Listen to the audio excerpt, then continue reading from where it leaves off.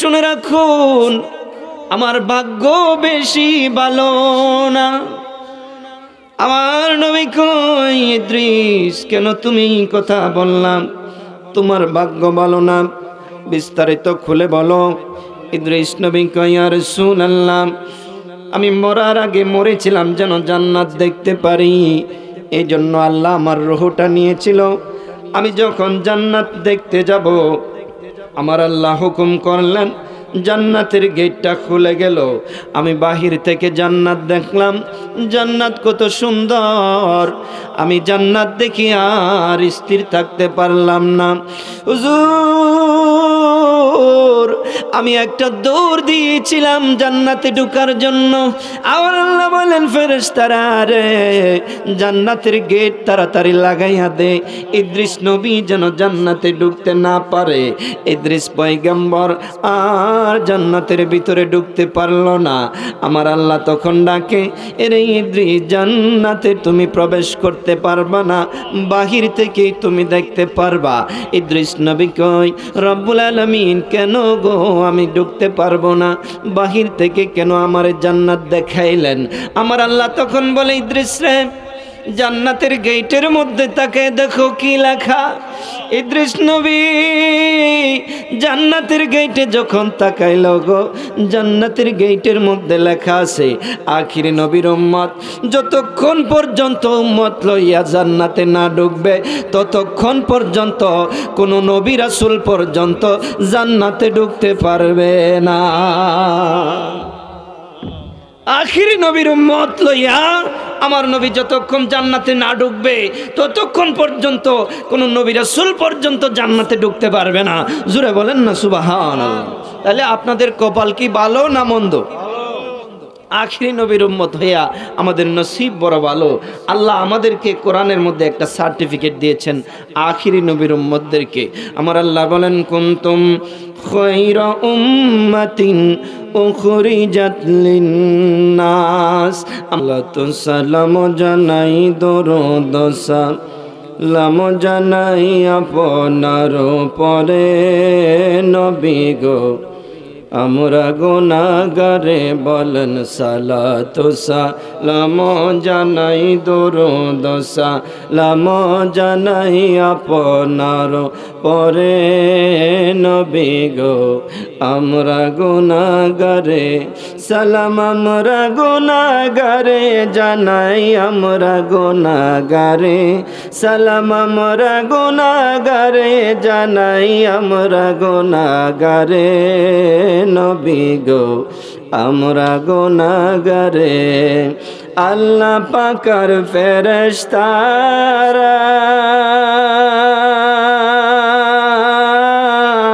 নবীর দরুদ পড়ে তারায়, আরে আল্লাহ পাকের ফেরেশতারা নবীর দরুদ পড়ে তারায়। ইমানদারে পড়বে দরুদ, ইমানদারে পড়বে দরুদ, বলছে পরওয়ারে নবী গো, আমরা গুনাহগারে বলেন সালাতু সালাম জানাই, দরুদ সালাম জানাই আপনার পরে নবী গো, আমরা গুনাহগারে সালাম, আমরা গুনাহগারে জানাই, আমরা গুনাহগারে সালাম, আমরা গুনাহগারে জানাই, আমরা গুনাহগারে নবী গো, আমরা গুনাহগারে। আর নবীর দরুদ পড়ে যারা আমার দয়াল নবীর আপন তারায়। আল্লাহু আকবার। আরে নবীর দরুদ পড়ে যারা আমার দয়াল নবীর আপন তারায় শাফায়াত করিবেন নবী শাফায়াত করিবেন নবী ময়দানে হাসরে নবী গো আমরা গুনাহগারে বলেন সালাতু সালাম জানাই দরুদ সালাম জানাই আপনার পরে নবী গো আমরা গুনাহগারে সালাম আমরা গুনাহগারে জানাই আমরা গুনাহগারে সালাম আমরা গুনাহগারে জানাই আমরা গুনাহগারে নবী গো আমরা গুনাহ বলগল উলা বিকমালিহি كشف الدجى بجماله حسنت جميع خصاله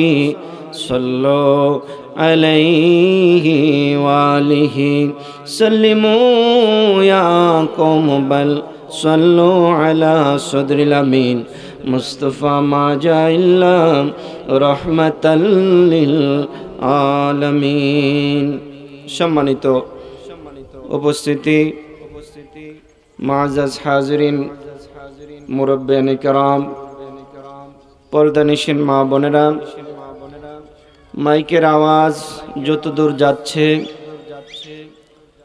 সকলকে আমি আরো একবার অন্তরস্থল থেকে সালাম দিচ্ছি আসসালামু আলাইকুম ওয়া রাহমাতুল্লাহি ওয়া বারাকাতুহু একবার উচ্চ স্বরে বলুন আজকের মাহফিলে আমাদেরকে যিনি বসার সুযোগ দিয়েছেন তিনি কে যিনি আমাদের রিজিকের মালিক তিনি কে আমাদের হায়াতের মালিক যিনি তিনি কে আল্লাহর হুকুম ছাড়া কি কোনো কিছু হবে সে আল্লাহই আজকে আমাদেরকে মাহফিলে বসার সুযোগ করে দিয়েছেন দুনিয়াদারি কাজ বাহিরে ঘোরাফেরা করতে পারবেন কিন্তু এক পয়সারও সওয়াব হবে না কিন্তু এই জান্নাতের বাগান মাহফিলের প্যান্ডেলের নিচে যখনই বসে যাবেন তখন থেকে আমল নামায় সওয়াব লেখা হইতে থাকবে কারণ আমার নবী বলেছেন যেখানে কোরআন হাদিসের আলোচনা হবে ওই জায়গাটা জান্নাতের বাগান হয়ে যায় বলেন না সুবহানাল্লাহ শব্দ যাইবে না শুধু যে জান্নাতের বাগান হয়ে যায় এটাই শেষ নয় আমার নবী বলেন যে জান্নাতের বাগানটা হয় এই জান্নাতের বাগানের চতুর্পাশে আল্লাহ তাআলা রহমতের ফেরেশতা নাজিল করে দেন এই রহমতের ফেরেশতা জান্নাতের বাগানের চতুর্পাশ দিয়ে দাঁড়ায়া যায়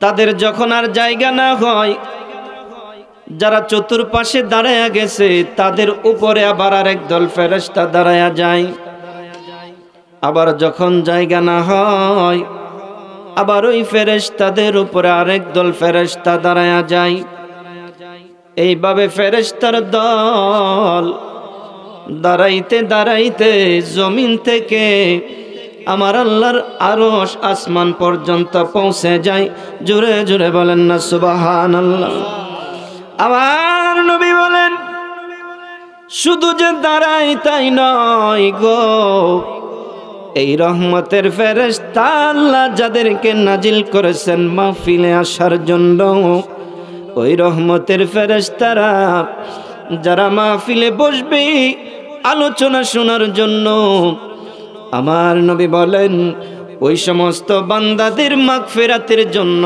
ওই রহমতের ফেরেশতারা আমার আল্লাহর কাছে দোয়া করতে থাকে যতক্ষণ বসবেন আল্লাহর রহমতের ফেরেশতারা আপনাদের মাগফিরাতের জন্য আল্লাহর কাছে দোয়া করতে থাকবে তাহলে আজকের মাহফিলে বসতে পেরে আমাদের কি ভাগ্য ভালো না মন্দ আবারও বলেন আলহামদুলিল্লাহ সম্মানিত হাজিরিন আপনাদের সামনে কোরআনে কারীম থেকে একখানা আয়াত তেলাওয়াত করেছি উক্ত আয়াতের মধ্যে আমার আল্লাহ বলেন যে আল্লাহ আমাদের হায়াতের মালিক আমাদের মৌতের মালিক রিজিকের মালিক যে আল্লাহ যে আল্লাহ আশরাফুল মাখলুকাত হিসাবে আপনাকে আমাকে দুনিয়ার জমিনে পাঠাইছেন রে বাবা, আমাদেরকে আখিরি নবী আদম নবী নয়, মুসা নবী নয়, ঈসা নবী নয়, আখিরি নবী সর্বশ্রেষ্ঠ নবী আমাদের নবীর উম্মত কইরা দুনিয়ায় পাঠাইছে। এই নবীর উম্মত হওয়ার কি উপকার রয়েছে? এই নবীর উম্মত হতে পেরে কি লাভ আপনাদের হয়েছে বাজান? আমার নবী যখন মেরাজ করতে যাবে, নবীর সঙ্গে চতুর্থ আসমানে হযরতে ইদ্রিস পয়গম্বরের সাথে দেখা হয়ে গেল। আমার নবী বললেন, ও ইদ্রিস, ইদ্রিস রে, তোমার কপাল বড় ভালো, তোমার নসিব বড় ভালো। ইদ্রিস, তোমার সঙ্গে আমার দেখা হলো, আমার নসিব বড় ভালো। ইদ্রিস নবী কয়, ইয়া রাসূলুল্লাহ, কি জন্য এই কথা বললেন আমি বুঝলাম না। আমার নবী তখন বললেন, রে ইদ্রিস, মরার আগে মরছ, আবার আমার আল্লাহর জান্নাত গইরা গইরা তুমি দেখছো, তোমার নসিব বেশি ভালো। ইদ্রিস নবী কয়, ইয়া রাসূলুল্লাহ, তাই যদি হয় তাহলে শুনে রাখুন, আমার ভাগ্য বেশি ভালো না। আমার নবী কয়, ইদ্রিস, কেন তুমি কথা বললাম তোমার ভাগ্য ভালো না? বিস্তারিত খুলে বলো। ইদ্রিস নবী কয়, ইয়া রাসূলুল্লাহ, আমি মরার আগে মরেছিলাম যেন জান্নাত দেখতে পারি, এই জন্য আল্লাহ আমার রূহটা নিয়েছিল। আমি যখন জান্নাত দেখতে যাব, আমার আল্লাহ হুকুম করলেন, জান্নাতের গেটটা খুলে গেল। আমি বাহির থেকে জান্নাত দেখলাম, জান্নাত কত সুন্দর। আমি জান্নাত দেখি আর স্থির থাকতে পারলাম না। হুজুর, আমি একটা দৌড় দিয়েছিলাম জান্নাতে ঢোকার জন্য। আমার আল্লাহ বলেন, ফেরেশতারা রে, জান্নাতের গেট তাড়াতাড়ি লাগাইয়া দে, ইদ্রিস নবী যেন জান্নাতে ঢুকতে না পারে। ইদ্রিস পয়গম্বর আর জান্নাতের ভিতরে ঢুকতে পারলো না। আমার আল্লাহ তখন ডাকে, এরে ইদ্রিস, জান্নাতে তুমি প্রবেশ করতে পারবা না, বাহির থেকে তুমি দেখতে পারবা।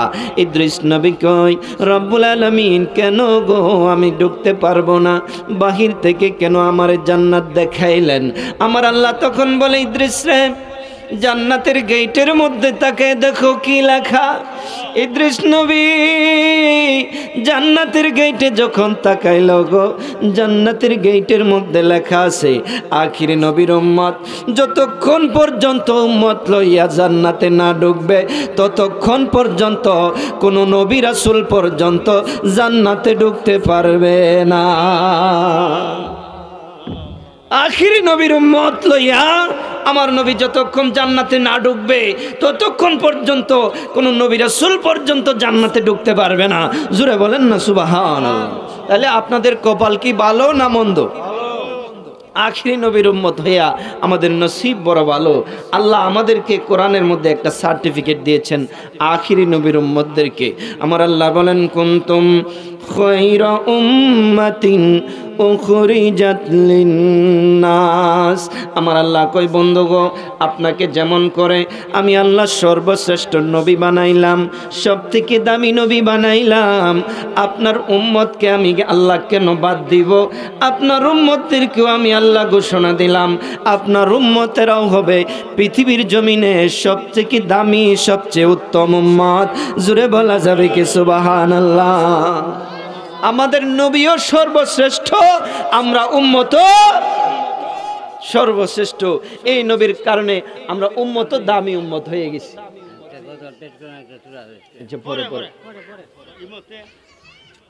আমাদের নবী যেমন করে দামি, আমরাও দামি।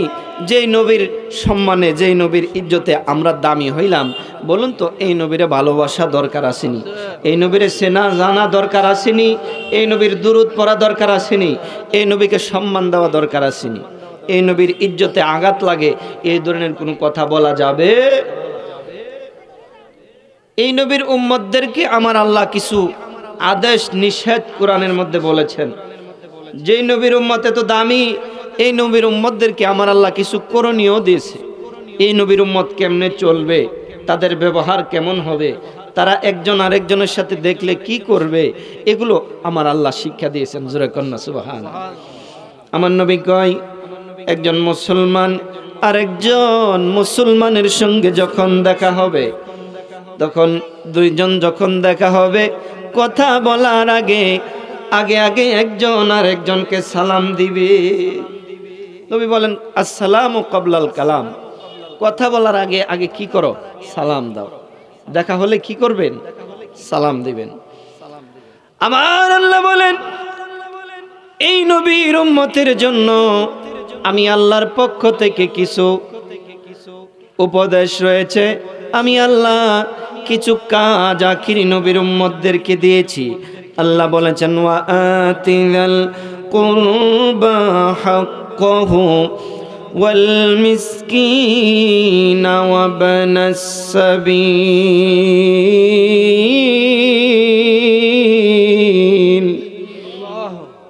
আমার আল্লাহ বলেন ও আখিরি নবীর উম্মত, তোমরা যেমন করে দামি হয়েছো, তেমন করে তোমাদেরও কিছু কাজ আছে, তোমাদের কিছু কর্তব্য আছে।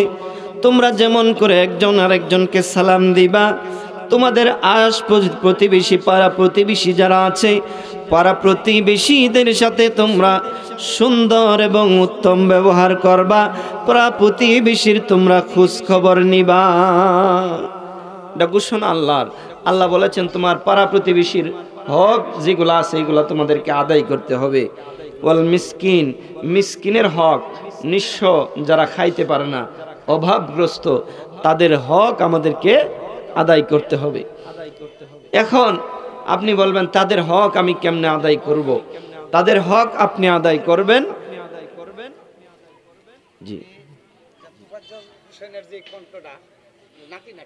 জি জি, আচ্ছা, আলহামদুলিল্লাহ, ধন্যবাদ।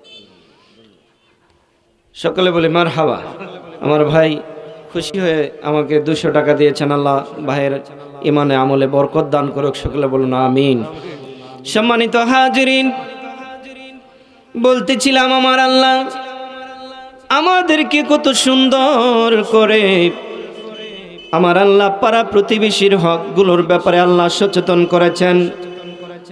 আল্লাহ বলেছেন মিসকিন যারা 2 বেলা খাইতে পারে না রে, তাদের হকগুলো তোমাদেরকে আদায় করতে হবে। আল্লাহ আমাদেরকে কত সুন্দর আকৃতি দিয়ে বানাইছেন। সূরা 3-এর মধ্যে আমার আল্লাহ বলেন লাকাদ খালাকনাল ইনসানা ফি আহসানি তাকওয়িম। আমার আল্লাহ বলেন রে দুনিয়ার মানুষ, একবার নিজেদের দিকে তাকাও, নিজের শরীরের মধ্যে তাকাও। নিজেকে নিজে যদি না দেখতে পারো, আয়নার সামনে গিয়া হলেও দেখো আমি আল্লাহ কত সুন্দর করে তোমারে বানাইছি। এত সুন্দর একটা আকৃতি আমি আল্লাহ তোমারে দিলাম। আল্লাহ বলেন আমি যদি বলতাম কোন, সঙ্গে সঙ্গে কোন বলার সাথে সাথে হয়ে যায়। আল্লাহ রাব্বুল আলামিন আরশ বানাইলেন, আসমান বানাইলেন, জমিন বানাইলেন, 18,000 মাখলুকাত বানাইলেন। আল্লাহ কোন বলার সাথে সাথে হয়ে গেল। কিন্তু আমার আল্লাহ কয় আমার মায়ার বান্দারে, আমার মায়ার বান্দাদেরকে আমি আল্লাহ কোন বইলা বানাই নাই, আমি আল্লাহ আমার নিজ কুদরতি হাতে আমার বান্দা গুলারে বানাইছি। জোরে বলেন সুবহানাল্লাহ। আল্লাহর নিজ কুদরতি হাতে আল্লাহ আদম বানাইছে। এই জন্য দেখবেন বিভিন্ন জায়গার মধ্যে গেলে দেখবেন, রেল স্টেশনে, বাস স্ট্যান্ডে গেলে দেখবেন কত মানুষের 2টা হাত নাই। আইরে কত তাদের হাতের জন্য কত যন্ত্রণা। অনেকের দেখবেন 2টা পা নাই, অনেকের জবান নাই, মানুষকে ডাকতে পারে না এমন মানুষ বলেন আছে না নাই। অনেকের 2টা চোখ নাই, পৃথিবীর রং লাল নাকি নীল, দেখতে কে কেমন, একজন আরেকজন দেখতে কেমন এটা সে জানে না। এমন মানুষ আমাদের সমাজে আছে কিনা? আল্লাহ বলেছেন এদেরকে দেখো, এদেরকে দেখে দেখে তোমরা তোমার আল্লাহর শুকরিয়া আদায় করো। আমার আল্লাহ তোমাকে কত সুন্দর করে বানাইছেন। আল্লাহর শুকরিয়া আদায় করা দরকার আছে না নাই? আপনারা হয়তো অনেকে জানেন না, আমরা যখন আসলাম রামনগর থেকে, যখন সিএনজি দিয়া গোকুলনগর, আজকের কথা, গোকুলনগর পাম্পের কাছে আমরা পিছনের সিএনজিতে ছিলাম, সামনেই দেখলাম একটা সিএনজি গোকুলনগর বাস স্ট্যান্ডের ভিতর দিক দিয়ে আর মেইন রোডের মধ্যে ঢুকে গেছে। এমনি সময় একটা বাস আইসা ওই সিএনজির উপরে উঠায় দিছে। আবার সিএনজির মধ্যে যখন লাগলো, বাসটার কন্ট্রোল করতে পারলো না। ওই বাসটা গিয়া আবার রাস্তার ডাইন সাইডে গিয়া একটা ভ্যান গাড়ি ছিল, আবার ওই ভ্যান গাড়ির মধ্যে গিয়া উঠায় দিছে। সাথে সাথে ঘটনার মধ্যে 3 জন দুনিয়া থেকে বিদায় হয়ে গেছে। আল্লাহ গো, দেখলাম যে লোকটা বাসের নিচে পড়ে গেছে, ওই লোকটা বাঁচার জন্য কত আকুতি, কিন্তু বাসের ড্রাইভার নাই, হেল্পার নাই, সবাই এখান থেকে উধাও হয়ে গেছে। কে বাসটারে পিছনে নিবে আর কে তাদেরকে হাসপাতালে নিবে, এইরকম কোনো পরিস্থিতি নাই। আজকের ঘটনা এই গোকুলনগরে বাসের অ্যাক্সিডেন্ট, ভয়াবহ অ্যাক্সিডেন্ট আমরা দেখে আসছি। আল্লাহ যদি চাইতেন আমাদেরকেও অ্যাক্সিডেন্ট দিতে পারতেন কিনা। আমরা কত জায়গায় যাই, কত জায়গায় ঘোরাগাড়ির মধ্যে যাই, যে কোনো সময় আমাদের মৃত্যুটা আসতে পারে কিনা বাজান? মৃত্যুটা আসতে পারে। এজন্য আমরা আল্লাহর কাছে সব সময় শুকরিয়া আদায় করব। আল্লাহ যে আমাদেরকে এখনো হায়াত দান করেছেন, আল্লাহ যে আমাদেরকে সুস্থ রেখেছেন। অনেক মানুষ গিয়ে দেখেন হাসপাতালের বেডের মধ্যে চিৎকারতেছে, আল্লাহ এমন জিন্দিগিতে মরণ হইতো আমার কাছে ভালো ছিল। এমন বহু মানুষ আছে রে, হাসপাতালে গেলে দেখা যায় মৃত্যুর জন্য কত ছটফট করতেছে। নিজেই নিজের মৃত্যুর যন্ত্রণা, নিজেই নিজের মৃত্যু কামনা করে। মউত এমন জিন্দেগি চাই না, এর চেয়ে ভালো আমার মৃত্যু তুমি দিয়ে দাও। আর আল্লাহ আপনাকে আমাকে এত সুন্দর হায়াত দান করেছেন, এখনো সুস্থ রেখেছেন, এই জন্য কি আল্লাহর শুকরিয়া আদায় করা দরকার আছে না? আবারও বলি আলহামদুলিল্লাহ। সম্মানিত হাজিরিন, এই জন্য আল্লাহ বলেছেন তোমার পাড়া প্রতিবেশীর হক আদায় করতে হবে, মিসকিনের হক আদায় করতে হবে, তোমার আল্লাহর বেশি বেশি করে শুকরিয়া আদায় করতে হবে। আর আল্লাহ বলেছেন ওয়ালা তুবাযির তাবযীরা, আর তোমরা কি করবা জানোনি? তোমরা কোনো কিছুর অপচয় তোমরা করবা না, কারণ আল্লাহ বলেছেন ইন্নাল মুবাযযিরিনা কানু ইখওয়ানাশ শায়াতিন।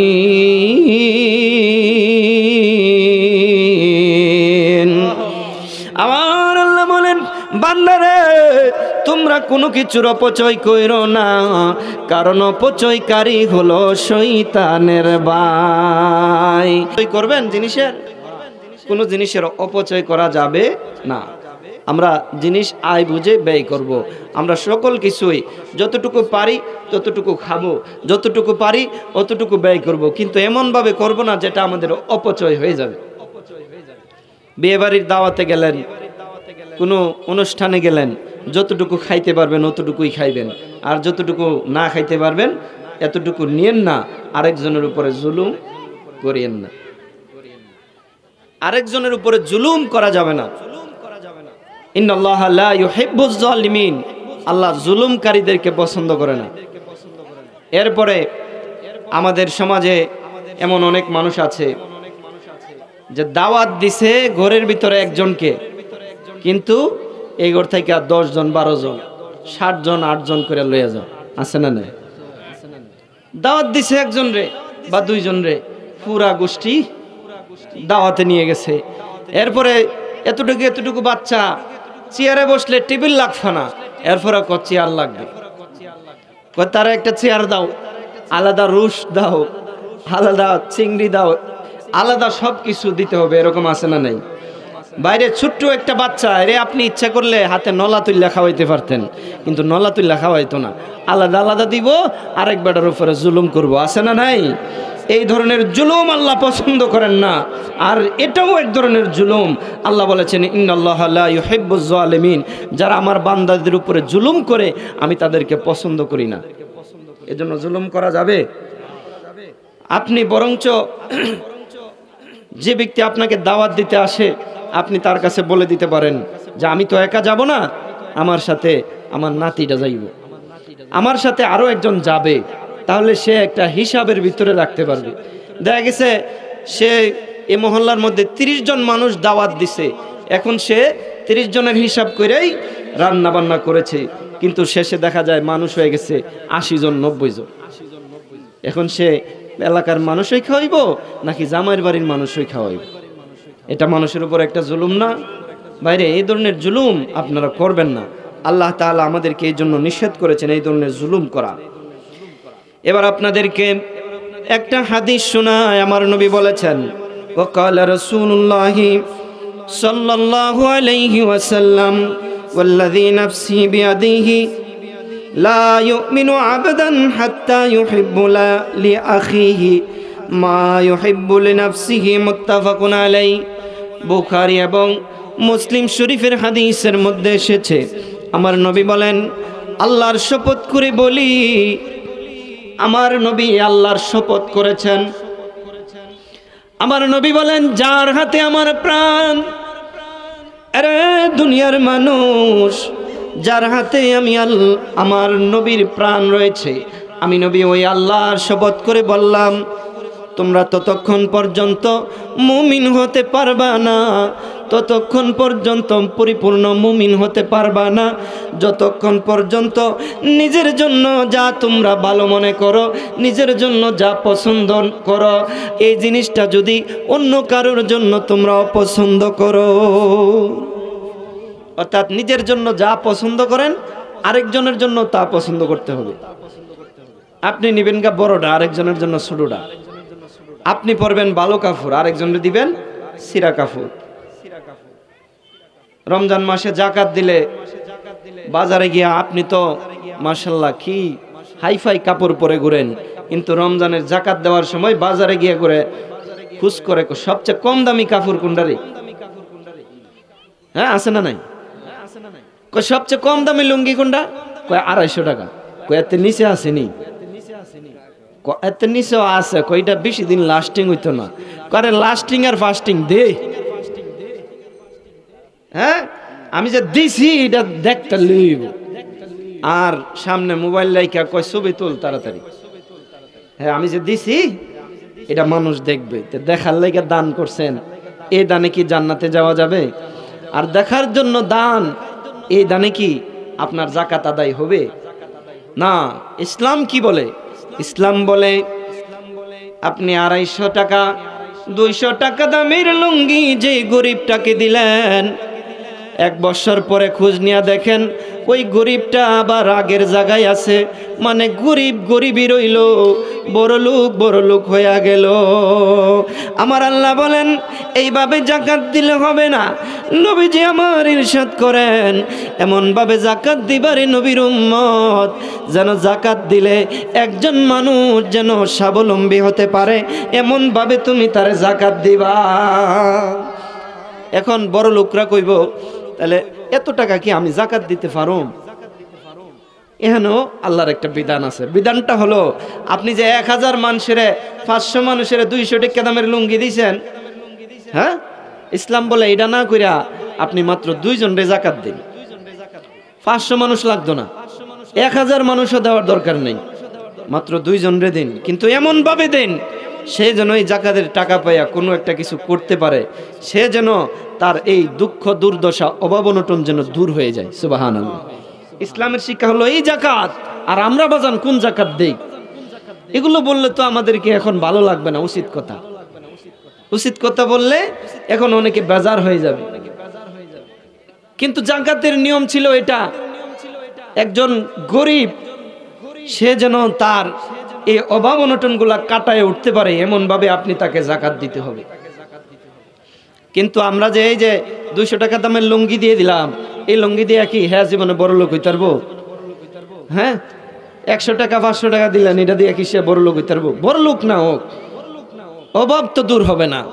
আর যদি আপনি তাকে 10,000 টাকা বা 20,000 টাকা এক মুঠে দিয়ে দেন, যেটা আপনি 500 লোককে দিলেন, হইলে এটা একজনকে দিয়ে দিলেন, এই 20,000 টাকা দিয়ে বললেন যে তুমি একটা কাঁচামালের ব্যবসা করবে, করতে পারবো কিনা?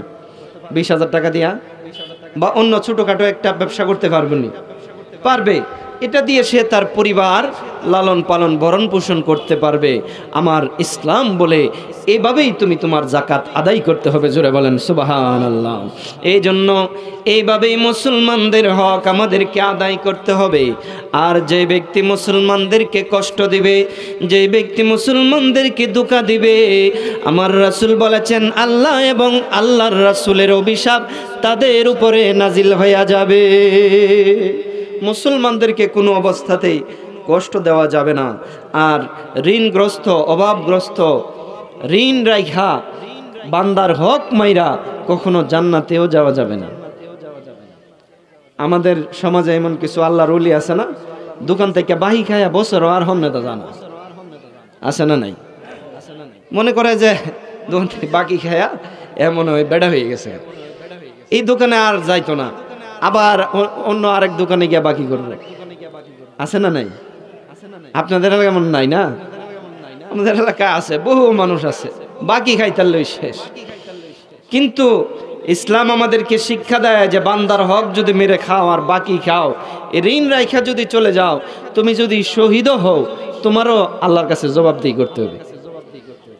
আমরা জানি যে শহীদরা বিনা হিসাবে জান্নাতি, বিগাইরি হিসাব, তাদের কোনো হিসাব নাই। কিন্তু হাদিস শরীফে এসেছে ওয়াকালা রাসূলুল্লাহি সাল্লাল্লাহু আলাইহি ওয়াসাল্লাম ইগফারু লিশ-শাহীদি কুল্লু যামবিন ইল্লা আদ-দাইন। রাওয়াহু মুসলিম। সহিহ মুসলিম শরীফের মধ্যে এসেছে, আমার নবী বলেন দুনিয়ার মানুষ রে, তোমরা জানো নি ঋণগ্রস্ত অবস্থায় তোমরা মারা যাও না, কারণ যে শহীদরা জান্নাতি হয়ে যাবে বিনা হিসাবে যে শহীদরা জান্নাতি হবে, এই শহীদদেরকেও ঋণের ব্যাপারে জিজ্ঞাসাবাদ করা হবে। শহীদদের আর কোনো হিসাব নাই, বিনা হিসাবে জান্নাত। কিন্তু শহীদদেরকেও ঋণের ব্যাপারে জিজ্ঞাইব যে তুমি ঋণ লইয়া মারা গেছিলা কিনা। যদি বলে যে ঋণ লইয়া মারা গেছি, আল্লাহ কইব তোমার শহীদের সওয়াবটা আজকে হেরে দিয়ে যাওগা, আরেকজনকে দিয়া আপনি জাহান্নামী হয়ে যাইতে হবে।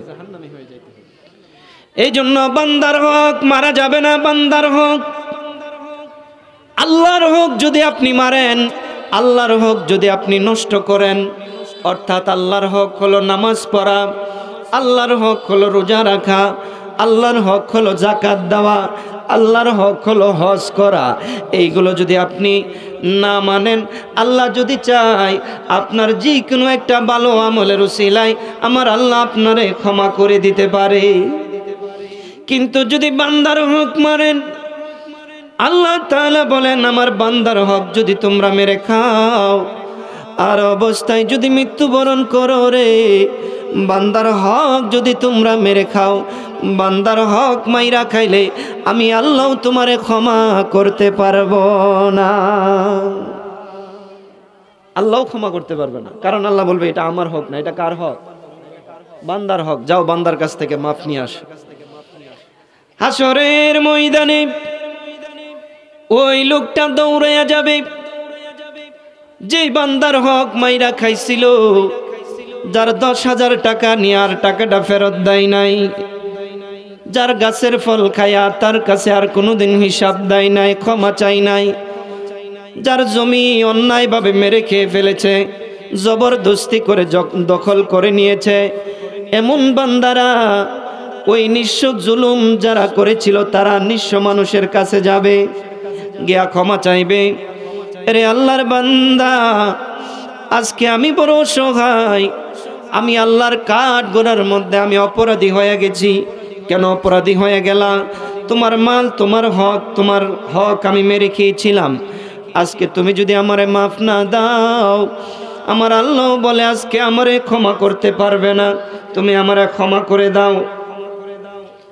আল্লাহর বান্দা ওই দিন জবাব দিবে, না না, তোমারে আমি ক্ষমা করতে পারবো না, কারণ দুনিয়ার জমিন থাকতে তুমি আমার উপরে বড় জুলুম করেছিলা।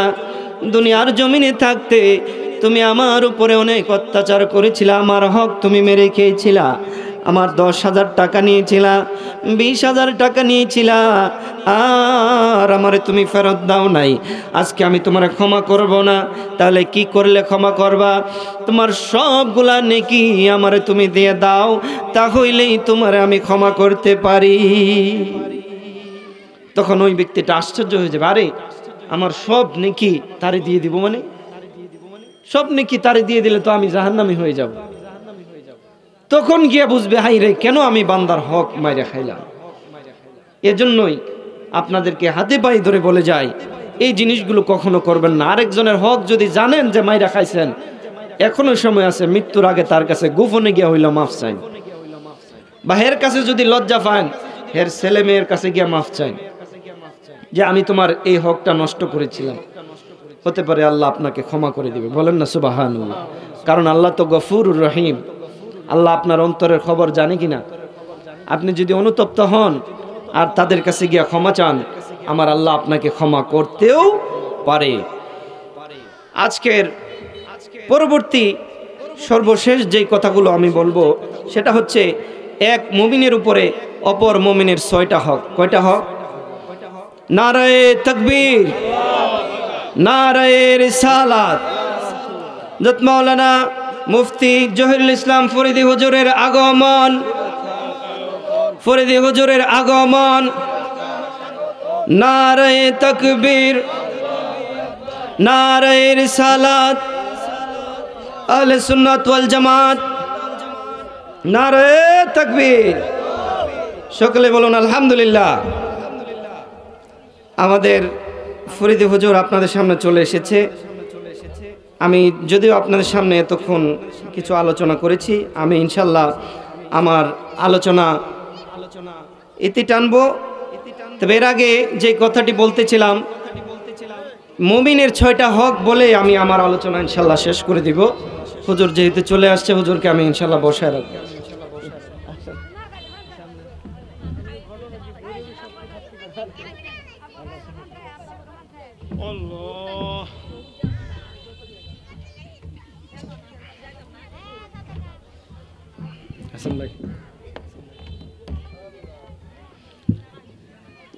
যাই হোক, ইনশাল্লাহ হুজুর আপনাদের সামনে মূল্যবান আলোচনা করবেন।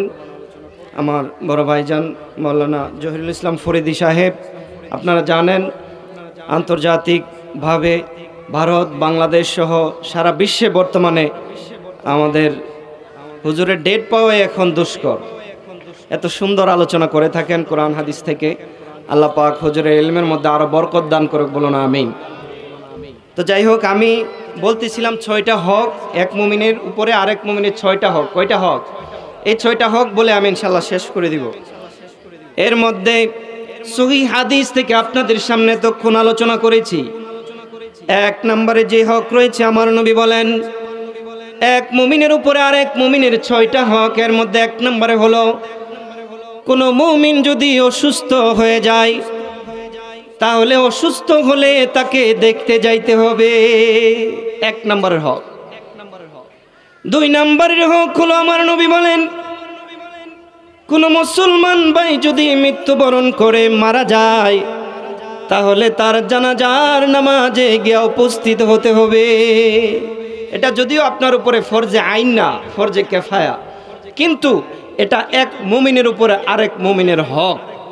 কেউ মুসলমান যদি মারা যায়, যদি কোনো ব্যস্ততা না থাকে, তাহলে চেষ্টা করবেন ইনশাআল্লাহ তার জানাজার নামাজে গিয়ে উপস্থিত হওয়ার জন্য। পারা যাবে তো ইনশাআল্লাহ। 3 নম্বর হক হলো, আমার নবী বলেছেন, 3 নম্বর হক হলো, আমার নবী বলেন কোনো মুসলমান যদি এক মুসলমানকে দাওয়াত করে, তাহলে তার দাওয়াত কবুল করতে হবে। এক মুসলমান যদি আপনাকে দাওয়াত করে, তার দাওয়াত কবুল করতে হবে, তার দাওয়াতে যাইতে হবে। এখন দেখবেন ওই যে কিছু কিছু মানুষে কয় না, কয় হুজুররা খালি দাওয়াত খা, এইগুলো যত দাওয়াত দেওয়া তো দাওয়াত হয়ে যায়। দাওয়াত যে নবীর সুন্নত আর এক মুসলমানের আরেক মুসলমানের হক, এটা কিন্তু হ্যাঁ জানে না। আমার নবীর সুন্নত এটা, দাওয়াত দিলে কবুল করতে হবে, বলেন না সুবহানাল্লাহ। 3 নম্বরে হলে দেখা, 4 নম্বরে হচ্ছে একজন আরেকজনের সাথে দেখা হলে সালাম আদান প্রদান করবে। কি করবে? সালাম অর্থ কি? সালাম অর্থ শান্তি। আর আজকে সালাম আমাদের মধ্যে কমে গেছে, শান্তিও কমে গেছে। আল্লাহ রাসূল বলেন ঘরে ঢুকলেও সালাম দিয়ে ঢুকবা। তোমার স্ত্রী হোক, তোমার মা হোক, সকলকে ঘরে ঢোকার সময় কি করবা? আর এখন যদি আমি একজন একজন করে জিগায়, কেউ ঘরে ঢোকার সময় কয়জনে সালাম দেন, মনে হয় একজনও পাওয়া যাইত না। কেউ ঘরে ঢুকলে সালাম দেওয়া দরকার আছে কিনা? ঘরে ঢুইকা সালাম দিলেন মানে ঘরের ভিতরে শান্তি নিয়ে প্রবেশ করলেন, আল্লাহর রহমত বরকত আপনার ঘরের ভিতরে প্রবেশ করলো, বলেন সুবহানাল্লাহ। এই জন্য ঘরের ভিতরে হোক বাহিরে হোক, এক মুসলমান আর এক মুসলমানের সাথে দেখা হলে আমরা সালাম দিব। 5 নম্বরে হলো, আমরা যখন এক মুসলমান, আমার সামনে যখন আরেক মুসলমান ভাই হাঁচি দিবে, হাঁচি, তার হাঁচির জবাব দিতে হবে। সে যদি বলে আলহামদুলিল্লাহ, আপনি কি বলবেন? ইয়ারহামুকাল্লাহ। একজন যদি বলে আলহামদুলিল্লাহ হাঁচি দিয়া, তাহলে আপনি বলবেন ইয়ারহামুকাল্লাহ। এটা হলো হাঁচির জবাব দেওয়া।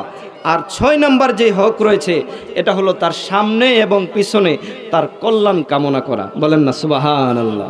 সামনে এবং পিছনে কি করা? কল্যাণ কামনা করা, মানে ভালো চাওয়া। আর আমাদের মধ্যে এখন হয়ে গেছে ও কল্যাণ কামনা করা। সামনে থাকতে কই বালা, আর পিছনে গিয়ে কই হ্যাঁ মোর তারে না, হ্যাঁ মরলে না ভালো আছে। এটা হয়ে গেছে আমাদের স্বভাব। এক ঘরে আরেক ঘরের সাথে ঝগড়া, এক ভাই আরেক ভাইয়ের সাথে ঝগড়া। আল্লাহ রাসূল বলেছেন, যে ভাই দুইজনের ভাইয়ের মধ্যে যদি ঝগড়া থাকে, যে ভাই আগ বাড়ায়া ঝগড়াটা মীমাংসা করার চেষ্টা করবে, ওই ভাইটা আল্লাহর নাজাত পাবে, বলেন না সুবহানাল্লাহ। তাহলে আমরা ভাই ভাই ঝগড়া, পাড়া প্রতিবেশীর মধ্যে ঝগড়া, এগুলো আমরা ভুলে গিয়ে আমরা সহি ইসলামের তরিকার মধ্যে জিন্দেগি গঠন করব। আল্লাহ সুবহানাহু ওয়া তাআলা আমাদেরকে আজকের আলোচনা যতটুকুই করেছি এর উপরে আমল করার তৌফিক দেন, বলুন আমিন। ওয়া আখিরি দাওয়ানা আনিল হামদুলিল্লাহি রাব্বিল আলামিন। আসসালামু আলাইকুম।